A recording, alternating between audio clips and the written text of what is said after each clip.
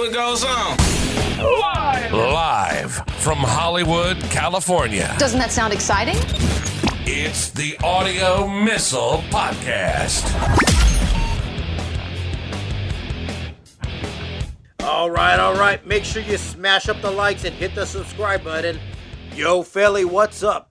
Okay, on the news this week, somebody stole an 8-foot, 300-pound Bigfoot statue from Florida, right? Yeah, that was a Boynton Beach at a mattress store, and it turns out it was 600 to 800 pounds in the middle of the night. Now, is that one person? Is that a drunk person doing that? Who does that? Well, unless the Incredible Hulk took the statue, but I think you need a group of people. It was more like a fraternity, some kind of college prank or something, right? I think it was planned. It has to be planned. I mean, you need actually a truck. You need a forklift. I mean, what do you need to steal an 800-pound statue in the middle of the night? 6 college kids are drunk and high on some meth or something. Yeah, high on something. Now, it turns out this ain't the first time it's happened. It happened last August in Avery County, North Carolina, from a landscaping business. They stole a 6-foot, 180-pound Sasquatch statue. 2 people can take that. Yeah, sure. That's right. And it turns out that one was a fraternity prank at the local Appalachian College as part of an initiation. And they even saw the marks where they were dragging it into the woods. Have they found the Florida one? No, they haven't found that one. And so 2 other ones that happened was in Oklahoma and Ohio. So there's been a pattern over the years of stealing Bigfoot statues. Maybe people like them. Now, if you were going to steal a statue, what would you take? Well, I would take something with tits. Like if there's like a big giant tit statue somewhere. No. Now, what would you take? I'm thinking Bob's Big Boy. The classic Bob's Big Boy. Put it up in the kitchen. You know what I'm saying? Right there in the dining room. Could you keep a stolen statue? Could you keep a stolen statue? What would you take, my man? What would I take? I don't know what I'll take. I'll take the lumberjack. The big lumberjack dude. Oh, is that the wooden one? The log cabin. With the ox? With the ox. Yeah. What's his name? Brawny towel. Brawny paper towels, my boy. Whatever. That's crazy. So people are stealing Bigfoot statues all over America. Yeah, like I said, Oklahoma and Ohio. But there's one thing I'm noticing these states have in common. Oklahoma, Ohio, North Carolina, and Florida. You starting to get the picture there? These states where it happened. This is the South. Yeah, they got nothing better to do. Nothing better to do. I remember one time when I used to live in Seattle, one person told me, well, in Los Angeles, you guys use drugs for fun, right? Over here, drugs are the fun. Right. No, I've been in Seattle where it rains. It's pretty depressing there. I think that the opioids, it's one of the top capitals of the country. It's a big problem right now. Yeah, and Bigfoot. And Bigfoot statues being stolen. No, but what they say is that is the traditional home of Bigfoot is the Pacific Northwest. Native Americans say it's a creature, it's a holdover from olden times, and the Native Americans used to worship the Bigfoots. What about the jetty? The jetty, the Yeti, the jetty. Either the jetty, whatever. What is the it? Jetty, the Yeti, the Yeti. The jetty. You know, the jetty. And what about that one? And that's where they get the term. That one's from Europe, right? The abominable snowman. That's where they get that term from. What's the difference? I think one is white, one is like Harry and the Hendersons. Have you ever seen that TV show? So one's white and one's brown? One's white and one's brown. Basically. Discrimination as usual, my man. Wow. You were listening to the Audio Missile Podcast. All right, and speaking of chickens, Popeye's chicken sandwich is back. And along with the chicken sandwich drama, yes, the hood happens to just love that chicken sandwich. And it better not run out because people can get hurt. What's going on, Cordell? Tell us. Well, it turns out in Maryland, they relaunched the chicken sandwich. And over the weekend, it ran out. And sure enough, people in the parking lot started to battle for their chicken sandwiches. What happened? Getting down? Must taste pretty good there, huh? Well, they took it off the menu because of the violence earlier. It started in September, where it sold out in Houston. So have you even had the chicken sandwich? I've never had it. Well, let me tell you Is it that good? Well, let me tell you what happened. In Houston, in September, when it sold out, a group of armed robbers rushed the store, and they didn't try to steal money. They tried to demand that they make them chicken sandwiches. Shut the fuck up. Armed robbers making chicken sandwiches. They wanted chicken sandwiches. Where's my chicken sandwich? And what, did they comply? I think they had to. They had no choice. Well, because, there's been a lot of fatalities in the workplace. There are 89 fatal injuries alone in 2017.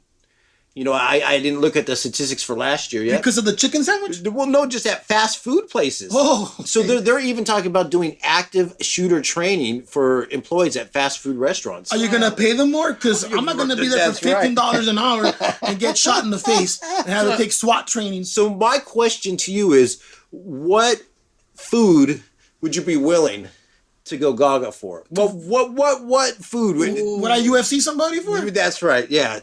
Wow, I don't think I like anything that much that I would have to slam dunk somebody's face against the concrete. Not even a chicken sandwich? Not even a chicken sandwich? I mean, first off, I don't love fried chicken. You're not. I'm like, I don't want to die from a heart attack. Right. I like fried chicken, but I don't love it. You won't die from a heart attack. You'll die from a stabbing in the park. If they run out. Only if they run out. Only if they run out. So people are questioning Popeye's chicken. But what can they do about it if it tastes so good? Look, is it their problem? Are they putting something in the chicken that's making people get addicted? Yeah, fentanyl. They're putting nicotine. They got nicotine in the chicken. That's not true. So in case somebody from Popeye's Chicken is hearing us. Yeah. We're just playing around, all right? Right. We want to get them calling our lawyer. Sure. Stay tuned. The Audio Missile Podcast will be right back. There you go. Okay. And also in the news this week, Christopher Dennis. I don't know if you guys ever been on Hollywood Boulevard, but if you ever been on Hollywood Boulevard with your kids, there's like all these like superheroes. Yeah, and stuff, I've seen them. Like Batman, Superman, Wonder Woman. And you could take pictures with them, right? Yeah.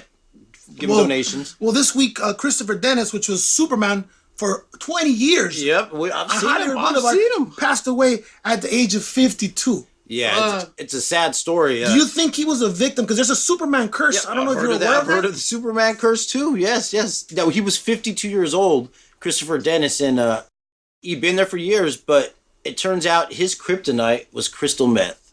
And he had lost his suit many times. He even performed on Jimmy Kimmel. And they would do benefits to get him back out on the boulevard and hook him up. And it turns out, part of his story, he said he was jumped. And they beat him up and knocked out his teeth and stole his suit. But other people say it really was his crystal meth addiction how he lost his teeth. So when he was down and out, he ended up dead in Van Nuys in a dumpster. No way. He was trying to get clothes from behind like a Goodwill or something.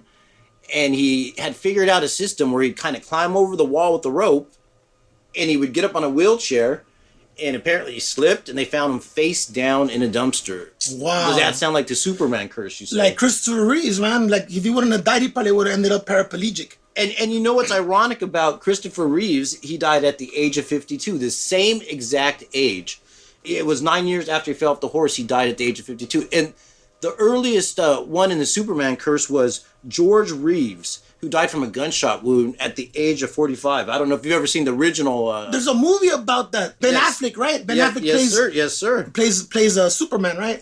You better be careful playing Superman. I don't know if the documentary applies too. Well, Ben Affleck is safe because he's playing Batman now. Yeah, right. He redeemed himself. Now, 3 other people was Lee Quigley, Bud Collier, and Kirk Island, and those are all. One was from the cartoons. These are the ones through the 50s and 60s. They all died under weird circumstances as well. So if you're an actor out there and they offer you a Superman role, it's a once-in-a-lifetime role, but it might be your life. Oh, yeah. And it begs the question to ask is, he originally came to Hollywood to be famous. So he got in death what he couldn't get in life. Yeah. Oh, yes, sir. The Superman curse actually made him famous. Maybe his soul is will rest in peace now. I guess so.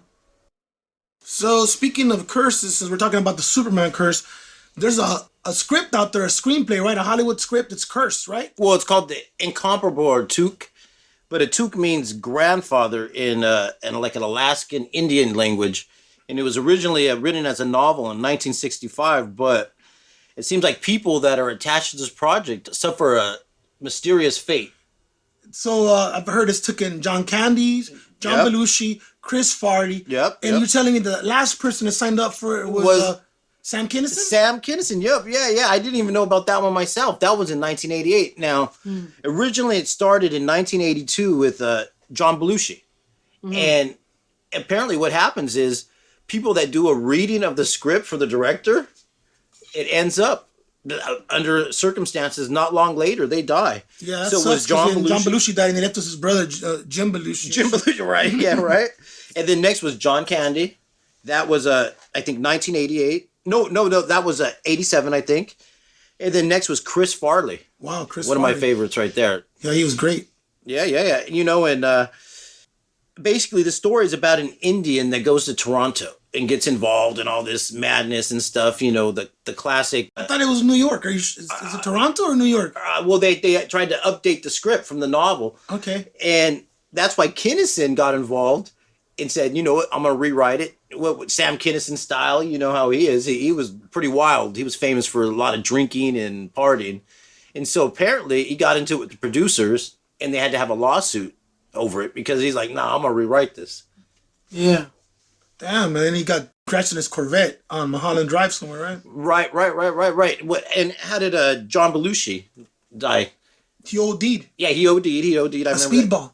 Yeah, Speedball. That was the old school. That's, heroin and cocaine. Yep. No, that's for the brave right there. Your heart is like, which way do I go? You're fast and slow.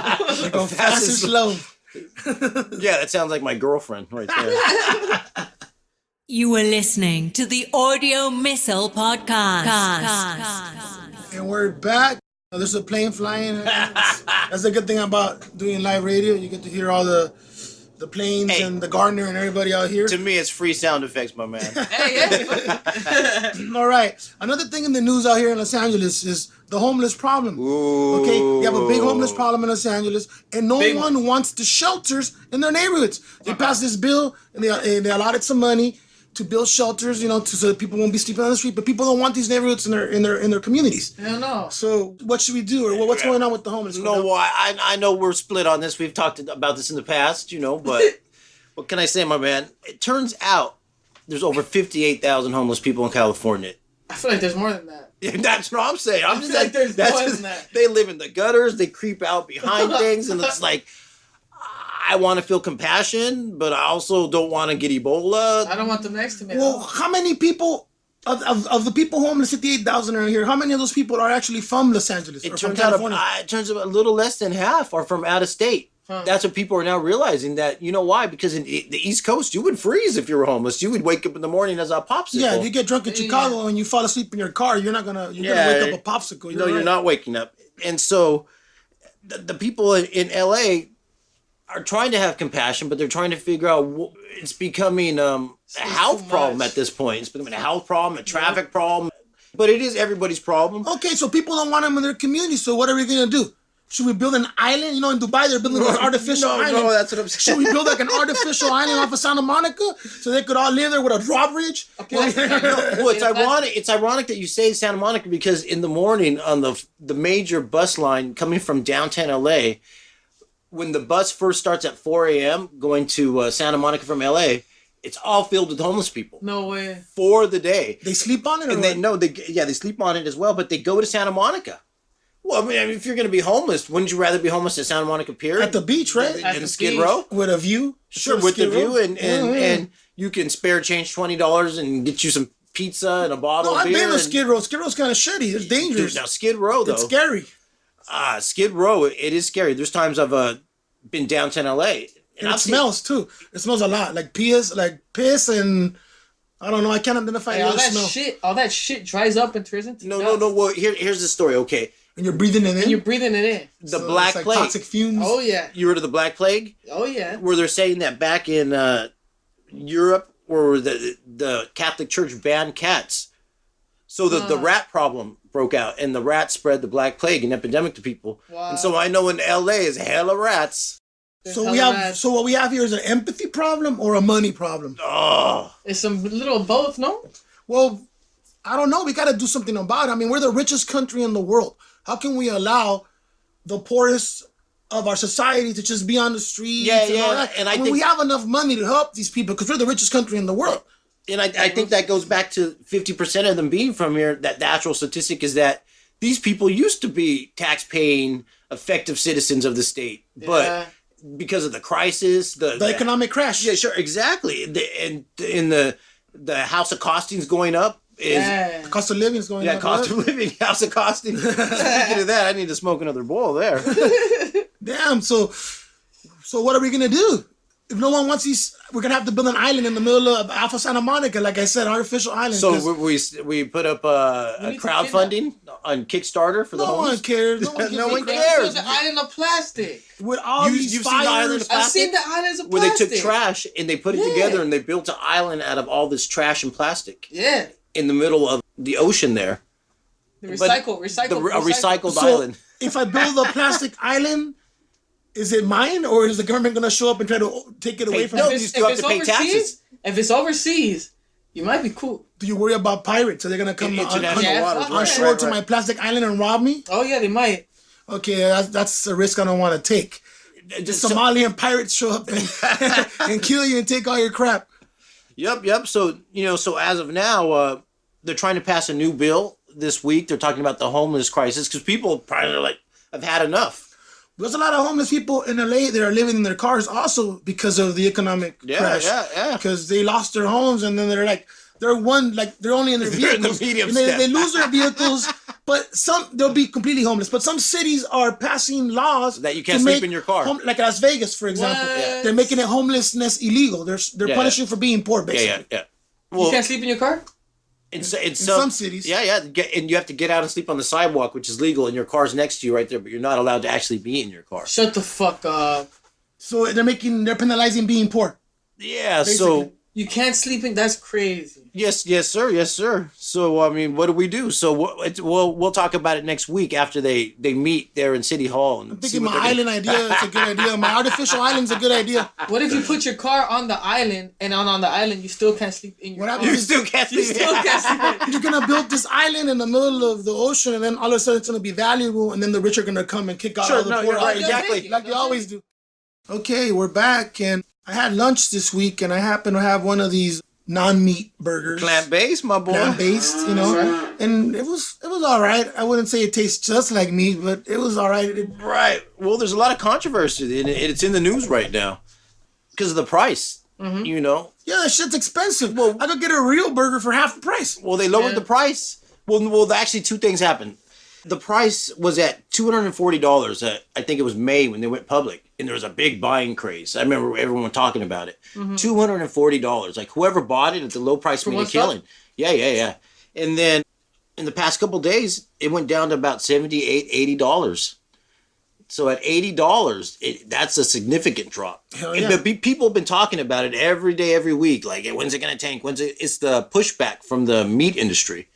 And from people, like you, who wants to pay $12 for a plant-based Whopper? Yeah, poor people want to be healthy too.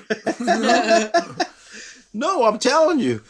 With all this, and with all these artificial meats happening, today in the morning I was watching the news and there's like these vegan Thanksgiving now. Yeah, that's coming up. That's around the corner. So what do you make for a turkey substitute in this vegan Thanksgiving? Tofurkey? Yeah. What? Yeah, they got tofurkey. I've seen it. There's a lot of soy hams. Well, there's stuff that's been around for years, but the new school stuff is made by cutting edge chefs. So you can't tell the difference or the flavor or texture. Though some meat eaters would beg to differ. Is it gonna cost me 3 times? Or yeah, and that's the thing. No, and that's what they're saying with Beyond Burger. That's why it tanked, because it cost too much. And another thing with Beyond Burger is that it wasn't turning a profit. It was one of it's like Tesla. It was one of those future profits they're expecting. And so the company wasn't even generating a big profit yet. It would still had to establish its place in the market because it got the other companies, Impossible Burger. But they're everywhere now. They're in tacos and burgers. Yeah, Del Taco. You can get them at even, and speaking of Popeye's chicken, guess what? They're planning to come out with a vegan chicken sandwich. Now are we gonna have a crazed vegetarians in the parking lot? You're gonna have hippies having fights in the parking lot. No, I'm telling you. Will stoners fight for a vegan chicken sandwich? We'll find out. Stay tuned. Well, so now it's at Del Taco. You got all the big chains like Thank God It's Friday. Oh, they have it too? Yeah, those kind of bigger chains have it, but a couple of them ain't gonna have it. A couple of them, like McDonald's, is holding out. McDonald's is holding. And Taco Bell. They were about to release a Beyond Big Mac, or whatever they want to call it, a McNomeat. Yep. Well, we'll see. For vegan Thanksgiving, we'll see what happens there. Yeah. Well, I'm definitely not going over to your house if you're having a vegan Thanksgiving. I like my turkey. Yeah, we're serving air. Just cranberries and mashed potatoes. That's it. That's the vegan Thanksgiving. You are listening to the Audio Missile Podcast.